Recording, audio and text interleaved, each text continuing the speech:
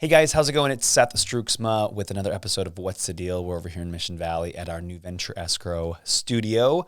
And today we're going to talk about Airbnbs. And we've talked about Airbnbs before. We've had a couple guests on here before.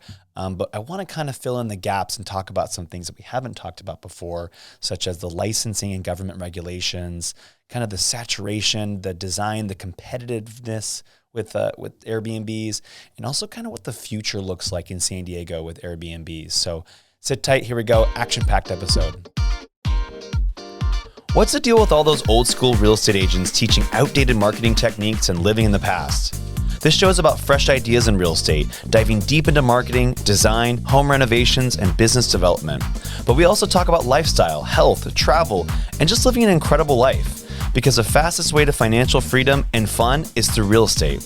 It's time to build up your real estate business, serve way more clients, and have a blast doing it. All right, guys. So again, Airbnbs have been a hot topic for a while in San Diego. I mean, come on. San Diego is one of the most vacationed places in the country. And why wouldn't you come here?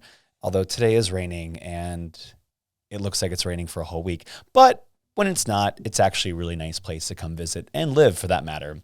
So Airbnbs have been this hot topic and people have been kind of house hacking and using maybe a room or a garage conversion or another unit as an Airbnb. Great. That totally works. Then along comes the licenses that San Diego County imposed and made it a little bit more difficult for Airbnb hosts to continue doing what they're doing.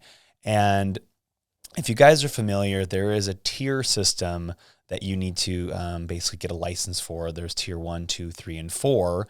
And it just basically breaks it down with how often you Airbnb your place, where you live in the city, and if you're an owner-occupied or not owner-occupied.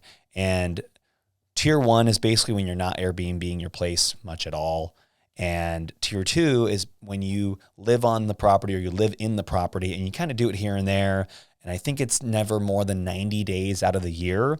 And then tier 3 is when you actually don't live in the property. It's an investment property and you use it as a business. And then the last tier is over in Mission Beach where it's pretty much, a lot of Airbnbs. That is where it's limited and you have to have a tier 4 license or a tier 4 short-term rental license in Mission Beach to operate as a short-term rental. So some regulations have been imposed. It's made it a little bit more difficult. It has kind of also kicked out some people who maybe didn't care to get the license or want to spend the money. And so it did kick out some people. But interesting enough, San Diego still has several available licenses for short-term rentals. I know we all thought they were going to get gobbled up like super quick.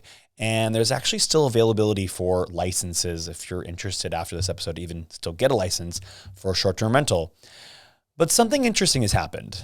And I didn't really expect this and I didn't really foresee this, but I think San Diego they thought that there were going to be more operating Airbnbs or short-term rentals than the market could handle. And so what we've observed and seen is now there's an oversaturation in the market.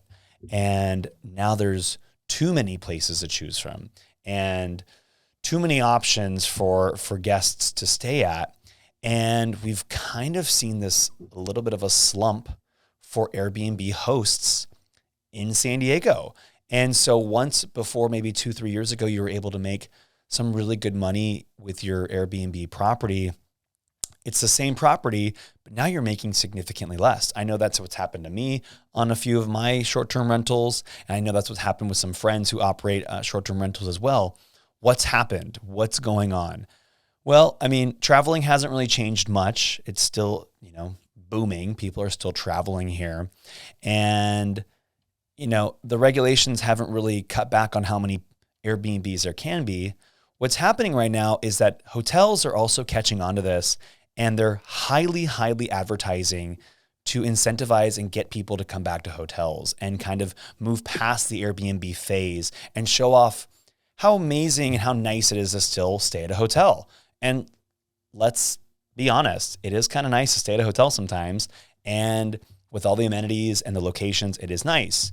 But that doesn't work for everybody. Not everyone needs to stay in a hotel. Some people want to stay with their friends, their family, etc. You guys understand why you stay in an Airbnb. It's fun.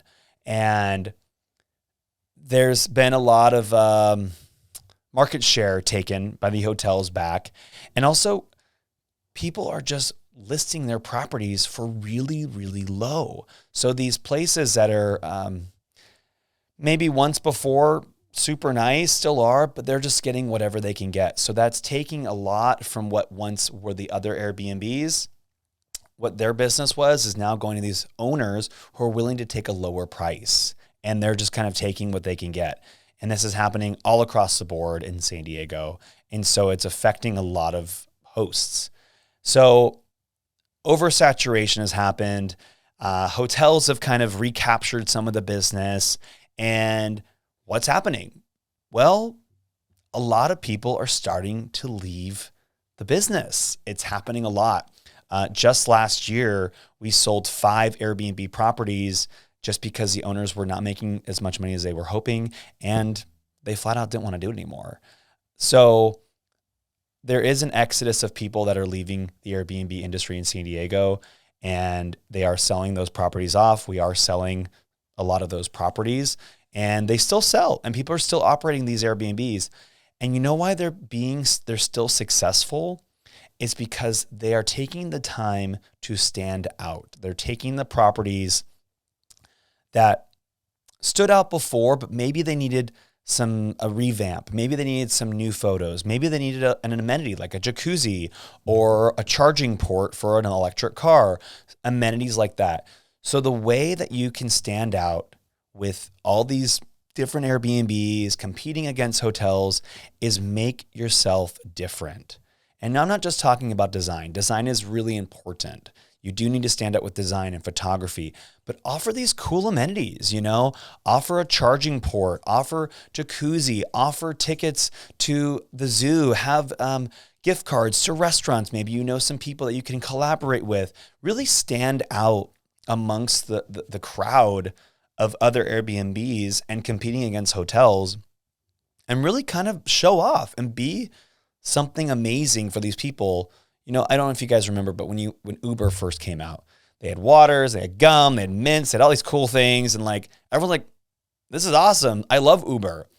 We have lost that kind of touch, I think, with short-term rentals, and people just think, oh, people will rent them. Wrong. That's not the case anymore. You need to really take the time to cater to the guests and give them a great experience and offer some amenities that are really cool. So that's kind of how I would suggest to stand out. So we've talked about the government regulations. We talked about licenses. We've talked about saturation and competitiveness in the market. Let's look at the future. The future with Airbnbs is interesting. And I've kind of alluded to it already. And I think some people might have picked up on it. I predict that the good and well-designed and great host Airbnbs are going to do well. They're going to stay doing well, and they're still going to crush it, and they're still going to be making some good money in the low months and the high months. What I think is what's going to happen is the people who are just kind of like half in it are going to not have good experiences with guests.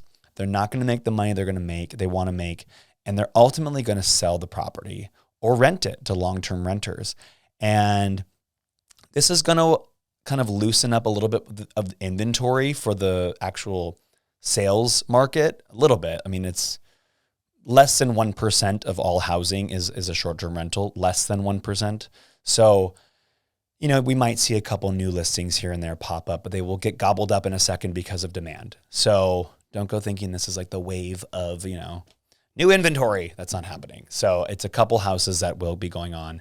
And I think it will continually be a strategy for real estate investors to succeed in San Diego. Vacationing is not going anywhere in San Diego, but they still need to stay on top of their game, competing against hotels and other Airbnb hosts so that it's a good experience for the guests. It's all about the experience for the guests, and that's how I think they will succeed, and that's where I think the future of Airbnbs are going. Hey there, if you like this episode or want a real estate connection in San Diego, find me on Instagram. and subscribe so you don't miss any of these fun episodes. See you next time.